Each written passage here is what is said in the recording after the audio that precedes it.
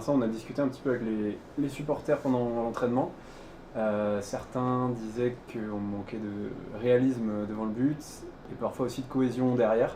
Est-ce que c'est ton sentiment aussi en tant que joueur?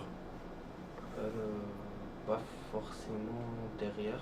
On n'a pas pris beaucoup de buts, je pense. Même si moi, ça fait que 3 matchs que je suis là, je pense qu'on n'a pas pris beaucoup de buts avant que je vienne.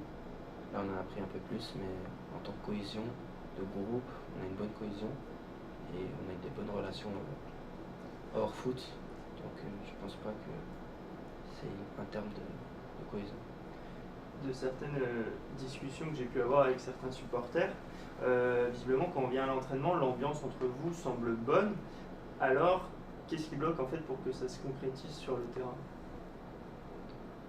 Peut-être un manque de concrétisation devant le but, un peu plus de solidité, d'arrachement sur le terrain.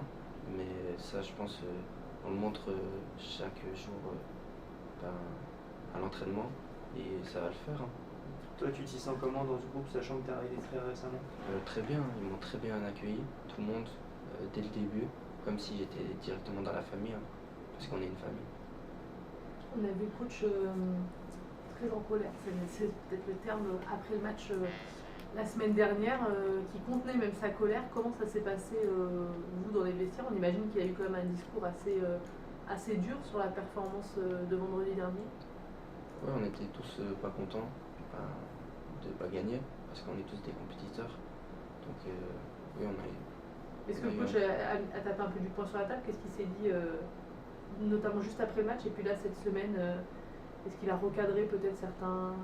Plus d'engagement, ce qu'on fait depuis 3 semaines, depuis que je suis là, et toujours la même chose, de l'arrachement sur le terrain. Et dans le vestiaire, entre vous, vous commencez à vous inquiéter un peu, parce que c'est vrai que ça fait quand même 3 défaites en 6 matchs, ou est-ce que c'est toujours assez serein? Non, on sait que ce qu'on vaut, et on travaille toute la semaine pour bien jouer. Juste, on n'y arrive pas pour l'instant, mais je suis très confiant et l'équipe aussi. On sait qu'on va le faire. On a le sentiment, alors toi effectivement tu es là depuis pas très longtemps, mais comment elle sait, il y a une difficulté, voilà, on change les joueurs, on change les coachs, mais on a toujours un peu, nous en tout cas, qui suivons les saisons, les mêmes conclusions, c'est-à-dire qu'on a l'impression qu'on a du mal à concrétiser sur le terrain le travail qu'on voit à la fin de carrière ici. Toi tu es plutôt jeune effectivement, mais tu viens d'un club de Ligue 1. Est-ce que tu penses qu'un travail de préparation mentale, par exemple, ce serait intéressant? Est-ce que tu sais si tu as des coéquipiers, peut-être même que toi tu es suivi avec un préparateur mental, ou si tu as des coéquipiers qui le sont? Ça fait partie des éléments qui pourraient permettre de faire un point de bascule. Oui, moi je suis suivi par un préparateur mental. Et oui, chacun voit comment il veut voir les choses par rapport à ça. Si je peux creuser du coup un tout petit peu cette question, parce que j'ai eu le président sur la question cette semaine, toi ça fait longtemps, c'est de ta propre initiative que tu fais ce travail, ou c'était notamment avec Lille peut-être qu'on t'a incité à être suivi par aussi ce type de coach? Oui, à Lille on a été suivi par un préparateur mental et moi j'ai continué à le voir. Qu'est-ce que ça t'apporte? Un bien, un calme et la sérénité, beaucoup.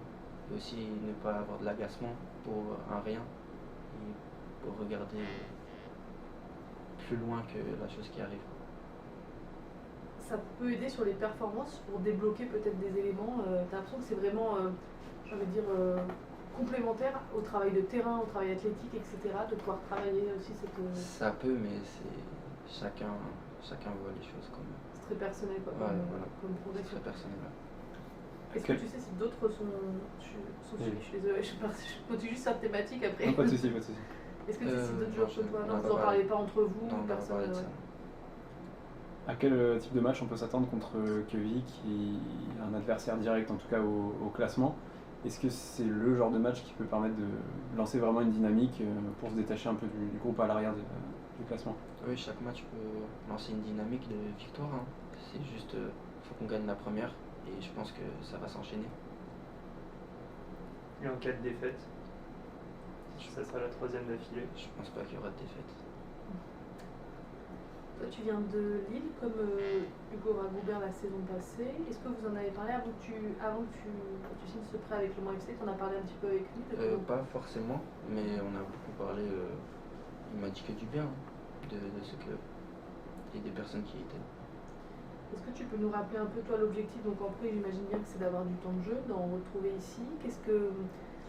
Voilà, dans quel moment de ta carrière tu te situes? Tu es encore très jeune aussi, donc c'est quoi? C'est lancer un peu, du temps de jeu en championnat, en compétition Ouais, c'est commencer, de commencer ma carrière au monde pro et avoir le plus de temps de jeu possible.